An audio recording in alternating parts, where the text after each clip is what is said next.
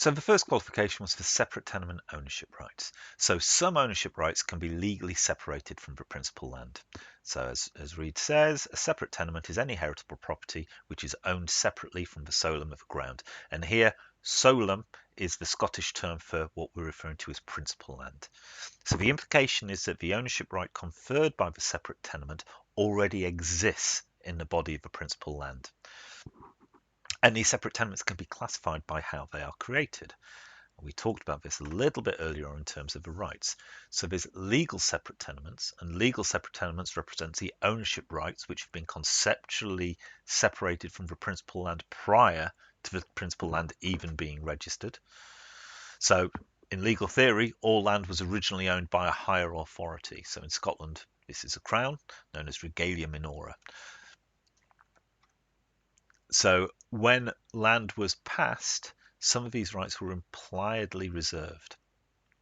So these reserved rights are legal separate tenements, and over time these kind of reserving for crown elements became more formalized through statute, and so they had the support of the law behind them, hence the name legal separate tenements. Essentially, the only way that these rights can be conceptually reincorporated into the principal land is by repealing the legislation which created them. Third parties can benefit from these rights if they hold an express grant. And then you have conventional separate tenements. So conventional separate tenements can be separated from the principal land using conventional conveyancing methods. So here we are, we get back to our kind of bullseye of rights. So we have our principal land and we can separate out a group of tenements using legislative techniques, or we can separate out other separate tenements using conveyancing techniques. And here's a visual representation of that one. So as we described earlier, we have our principal land, which is represented as a 2D polygon, but actually conveys this three-dimensional volume.